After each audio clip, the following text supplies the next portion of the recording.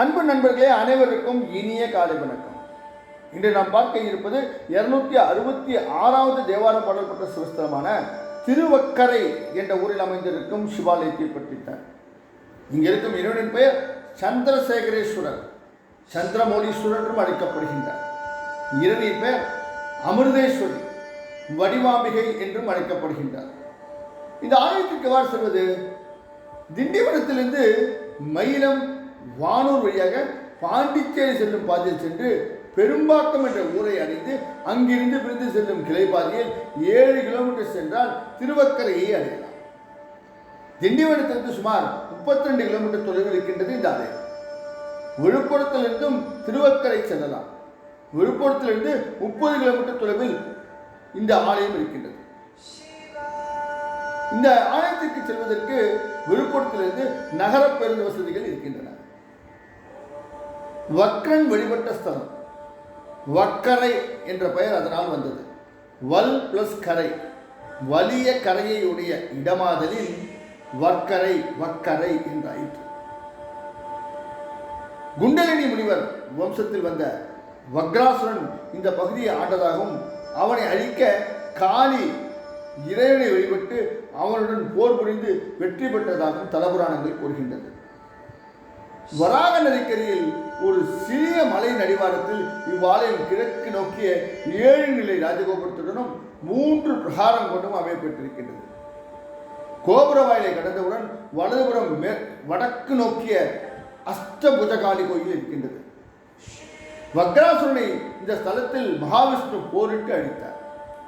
அவ்வாறு அழித்த போது வக்ராசுரனின் உடலிலிருந்து குருதி நிலத்தில் படிந்தது. கீழே சிந்திய இரத்தத்தில் இருந்து மீண்டும் அசுரர்கள் தோன்ற ஆரம்பித்தார்கள். அவ்வாறு அசுரர்கள் மீண்டும் தோன்றாதபடி அக்குருதியை காளி தன் வாயால் உறிஞ்சினார். வக்ராசுரன் தங்கை துன்முகி போரிட வந்தபோது அவளை அஷ்டபுஜகாளி அழித்தார். துன்முகி அழிந்த போது அவள் கருவுற்று இருந்தாள். அவள் வயிற்றில் உள்ள குழந்தையை காளி தன் காலில் குண்டலமாக அணிந்து கொண்டாள். அஷ்டபுஜகாளியின் சன்னதி முகப்பில் 4 பாலகை உருவங்கள் இருக்கின்றன. காளியின் திருவுருவம் மிக மிக அழகுடையது. வக்கரையில் உள்ள காளியாதலின் வக்கரை காளி என்று அழைக்கப்படுகின்றார். தீவினைகள் அகல, குழந்தை பேறு பெற, நல்ல மனவாழ்க்கை அமைய, மங்களங்கள் பெருக மக்கள் நம்பிக்கையுடன் வக்ரகாளியை தரிசிக்க வந்த வண்ணம் இருக்கின்றார்கள். முழு நிலவு நாளில் அம்மனுக்கு விசேஷ பூஜைகள் நடைபெறுகின்றன.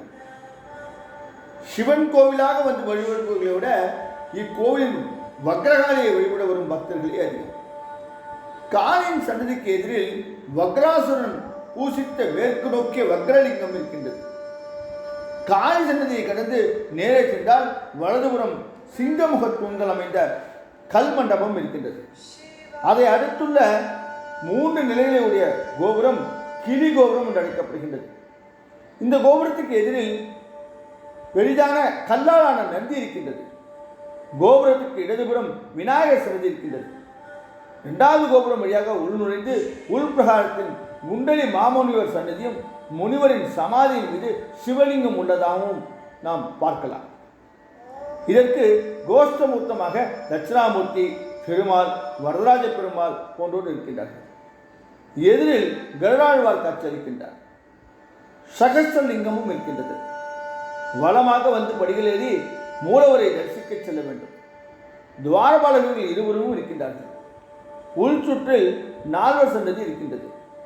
கோஷ்ட மூர்த்தங்களாக தட்சிணாமூர்த்தி, விநாயகர், ஆறுமுகம், துர்க்கை ஆகியோர் இருக்கின்றார்கள். சண்டேஸ்வரர் எதிரில் இருக்கின்றார். பின்னால் சுவர் ஓரமாக பிரம்மா, அர்த்தநாரீஸ்வரர், பைரவர் சிலாரூபங்கள் வரிசையாக இருக்கின்றன. சதுர அடிவாகத்தின் மீதமைந்த வட்டமான ஆவுடையாரில் உள்ள மூலவர் அழகிய திருமேனி மும்முகத்துடன் விளங்குகின்றது. சிவலிங்கத்தின் வானப்பகுதியில் கிழக்கு, தெற்கு, வடக்கு ஆகிய 3 பக்கங்களிலும் முகங்கொண்ட லிங்கம் மும்முகலிங்கம் எனப்படும். இந்த முகங்களின் கிழக்கில் உள்ளது தத்புருஷ முகம், தெற்கில் உள்ளது அகோர முகம், வடக்கில் உள்ளது வாமதேவ முகம் என்று சொல்லப்படுகின்றது. 3 முகங்களை உடைய இத்தகைய லிங்கத்தை பிரம்மா, விஷ்ணு, ருத்ரன் ஆகியோரின் முகங்களை உடைய லிங்கம் என்று கூறுவார்கள். இத்தகைய திருமூர்த்தி லிங்கம் கோவில் கருவறையில் உள்ள சிறப்பை பெற்ற ஸ்தலம் திருவக்கரையார். வக்ராசுரனை அழித்த திருமால் இவ்வாலயத்தின் 2வது பிரகாரத்தில் மேற்கு நோக்கியவாறு நின்ற கோலத்தில் வரதராஜ பெருமாள் என்ற பெயருடன் கையில் பிரயோக சக்கரத்துடன் நின்ற நிலையில் காட்சியளிக்கின்றார். அத்தகைய சிறப்பு இக்கோவில் மட்டுமே காணலாம். வக்கரன் வழிபட்டதால் இந்த ஸ்தலம் வக்கரை என்று பெயர் பெற்றது. மேலும் இந்த ஸ்தலத்தில் பல அமைப்புகள் வக்கரமாகவே இருக்கின்றது. இந்த ஸ்தலத்தில் உள்ள நடராஜர் கால் மாறியாடும் திருக்கோலத்தில் காட்சி தருகின்றார்.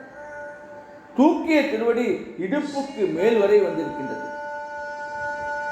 இவ்வமைப்பை வக்கிர தாண்டவம் என்று குறிப்பிடுகின்றார்கள். மற்ற ஆலயங்களில் உள்ளது போல இல்லாமல் மூலவர் சன்னதி, கொடிமரம், நந்தி ஆகியவை நேர்கோட்டில் அமையாமல் சற்று விலகி இருக்கின்றன.